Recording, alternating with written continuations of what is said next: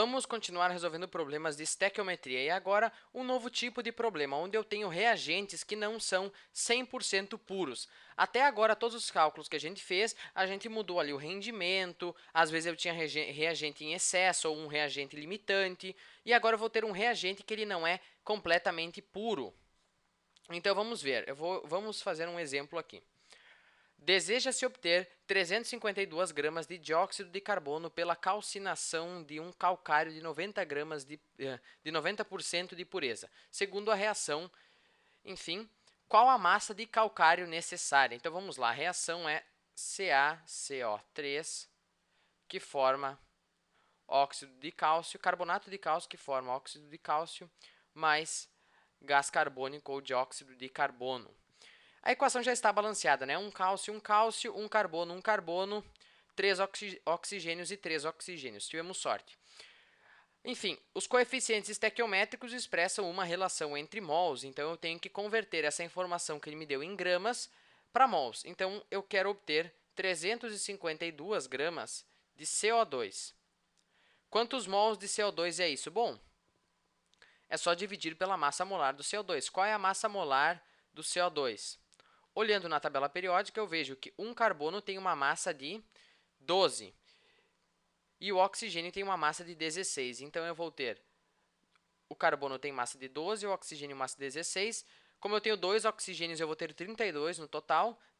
12 mais 32 é 44 gramas por mol. Essa é a massa molar do dióxido de carbono. Então, se a cada mol eu tenho 44 gramas, em 352 gramas, quantos mols eu tenho? Bom, é só dividir, né?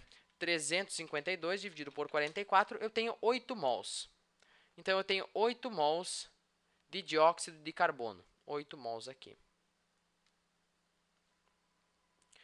Bom, agora ele quer saber qual é a massa de calcário. Bom, é só seguir a proporção aqui, 1 para 1. Então, se eu tenho 8 mols de dióxido de carbono, quantos mols de calcário eu vou ter? Bom, 8 também, né? A proporção é 1 para 1, é o mesmo valor. Né? Agora, enfim, ele pede qual é a massa de calcário necessária. Eu tenho a quantidade de matéria, então vamos passar essa quantidade de matéria, certo? 8 mols de carbonato de cálcio ou calcário.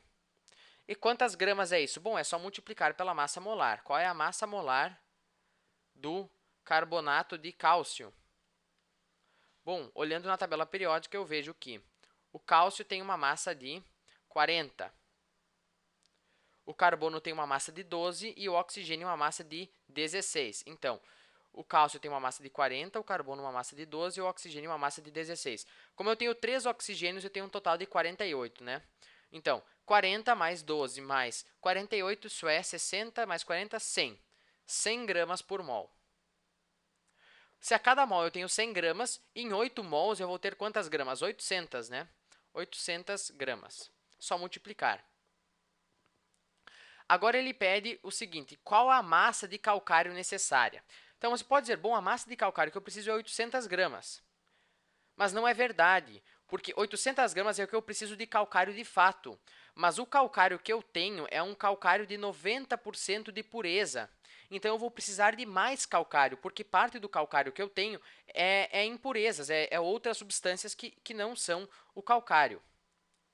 Então, quantas gramas eu preciso para que 90% seja 800 gramas de calcário?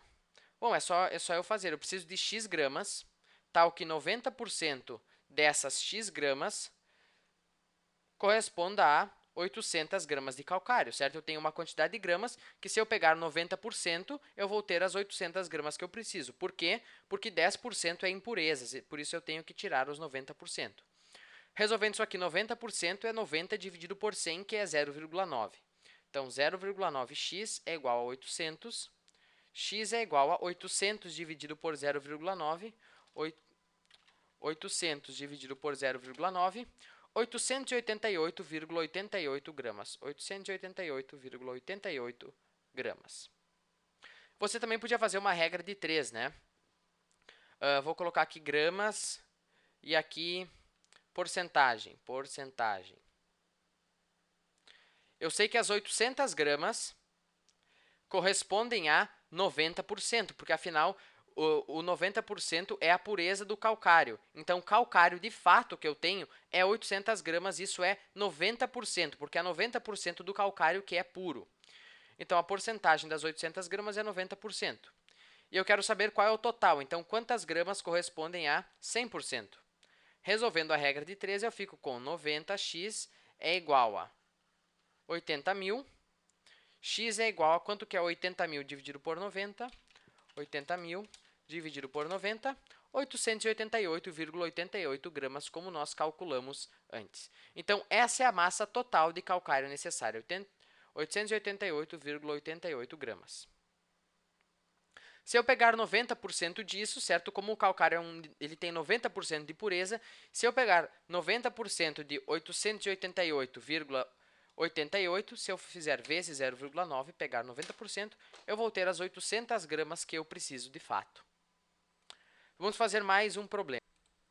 O próximo exemplo diz o seguinte: na queima de 10 kg de carvão de 80% de pureza, a quantidade de moléculas de gás carbônico produzida é... E eu não coloquei a reação, mas a própria questão já dava a reação. A reação é a seguinte: carbono reage com gás oxigênio, né, a combustão, uma queima, formando dióxido de carbono. A equação já está balanceada, enfim, é só nós fazermos os cálculos. Então, eu tenho uma queima de 10 kg de carvão de 80% de pureza. Ele quer saber a quantidade de moléculas de CO2 que vão ser formadas. Então, eu tenho 10 kg de carvão de 80% de pureza.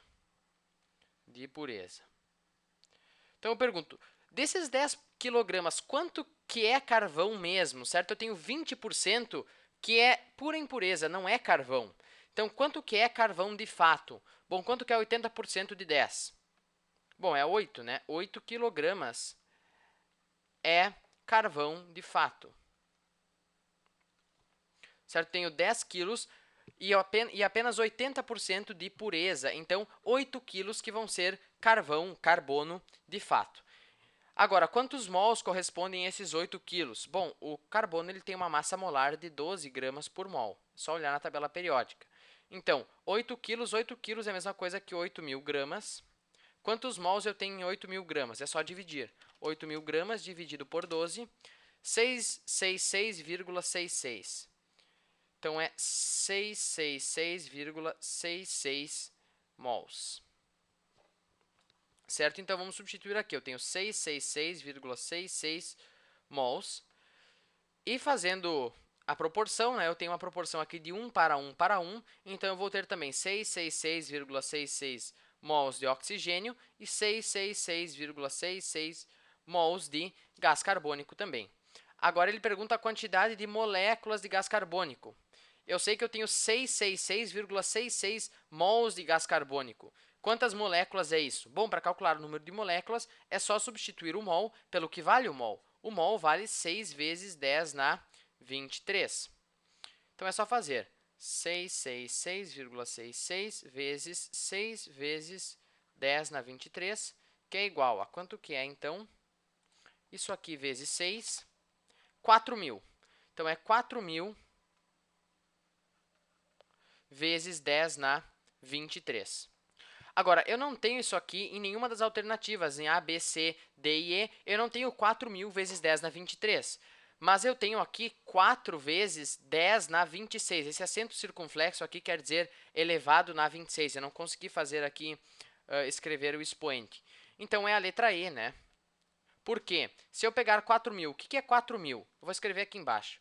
4.000 vezes 10 na 23. O que é 4.000? 4.000 é 4 vezes 10 na 3. 4 vezes 1.000, né? 4.000 é 4 vezes 1.000, vezes 10 na 23. O que é 1.000? 1.000 é 10 na 3. Então, 10 na 3 vezes 10 na 23. Multiplicação de potências de mesma base, eu somo os expoentes. Então, fica 4 vezes 10 na 26. Por isso, alternativa E. Era isso, espero que você tenha entendido e até o próximo vídeo.